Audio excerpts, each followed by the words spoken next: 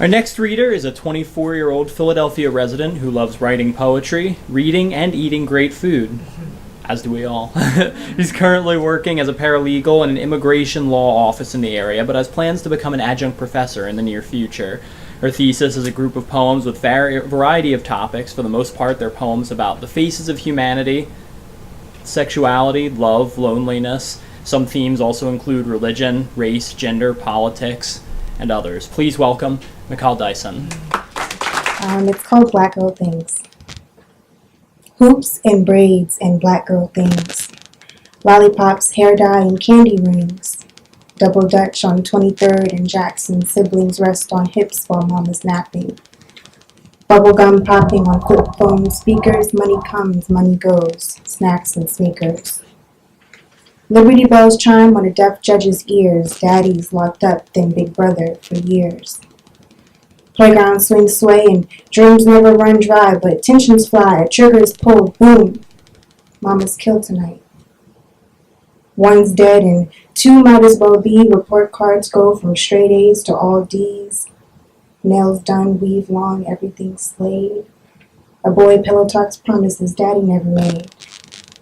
1, 2, 3 babies keep being born, 25 now, and the days are long and filled with thoughts of a time before, a time that was short-lived for this little black girl.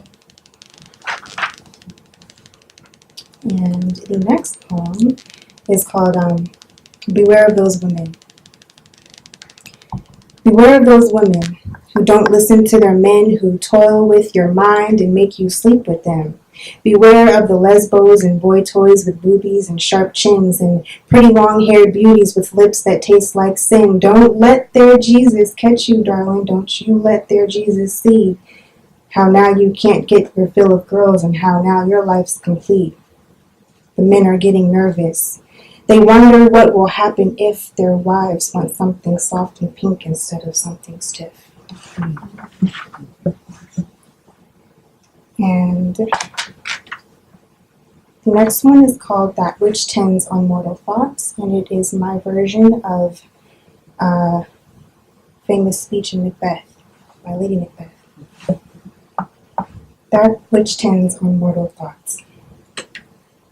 God, unwrap me. This wax paper like bondage holds fast, although a mind's trick, but whose? Laying here sexed and simple, brooding, bubbling, and rupture ready, uncurse me now, I demand, I beg, please. Why must your cruelty rest upon me, a man's woman I pretend to be, but only like a beggar suited for 1 hour? Unearth the clay, blood-like and pulsing, use it to thicken and mold a phallus, mine to pierce and prod like them, like they do to me, your treasured sons. Take a knife to my breast, useless, dangling distractions, invitations for unwanted affection be gone. I grow tired of this state. Grant me my manhood, but preserve my mind, dear God, preserve my mind.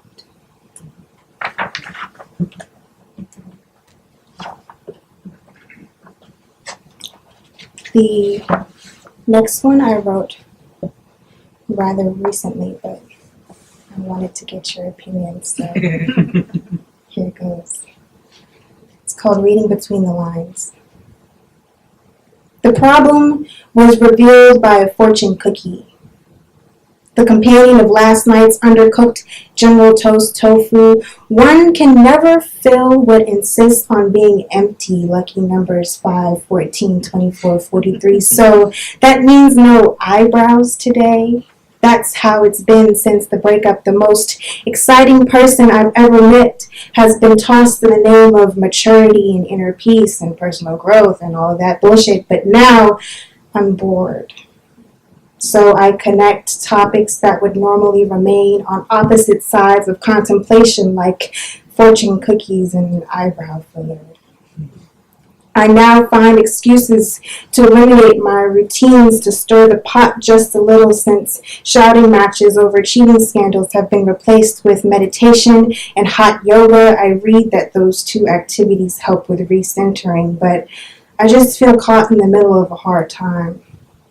To be fair, it's not just about my breakup, it's Not like I'm heartbroken or anything. It's a society thing too. I feel forced to paint them on my eyebrows because they soften my natural scowl. Apparently, strangers and my ex are uncomfortable if I don't smile all of the goddamn time. So, after many failed attempts at growing them, I began to feel them every morning. And please, before more tips and tricks are tossed my way, no, I've tried everything. There's been oil concoctions dabbled, patience exercised, prayers whispered, and YouTube tutorials memorized. But like my relationships, they refuse to grow, so I feel and I feel and I feel and I feel them. But today, I won't.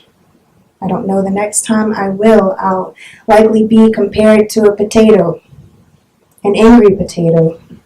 But I just don't care anymore. I'm free. Fuck eyebrows, down with patriarchy's disproportionate and contradicting expectations. I called my best friend and told her of my fortune cookie revelation. The first thing she said was, "Girl, you lost your shit." This whole conversation is about you missing him. You're trying to fill a void, sis. Didn't we talk about this? Stop overthinking. Stop trying to make it make sense. Stop exerting unnecessary control. Stop filling your head up with so much irrelevant shit. What you need to fill your head up with is God. You're right, I said. I know. But you're quiet, she replied. What are you doing? Girl, I'm drawing my eyebrows back on. So yes, that was the most recent poem I wrote 2 days ago. I wanted to share. The last poem of the collection is called Clarity, and it is what it's called.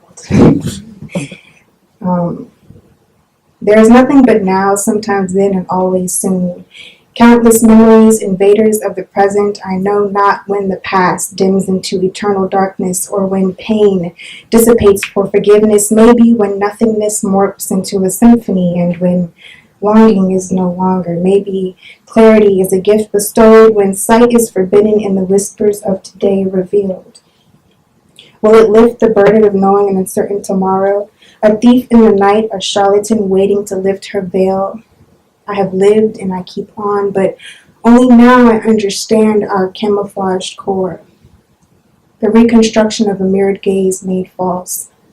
Multiple truths coexisting in one subconscious. The human condition. Existence. The act of weighing, measuring, and molding false justifications. Cocooning of an inevitable end. Religion. Nothingness and infinity. God. A false reconstruction of the gaze made mirrored. Clarity. Acceptance of experience beyond our own, of death beyond the absence of life, of God untouched by humanity. And that is it.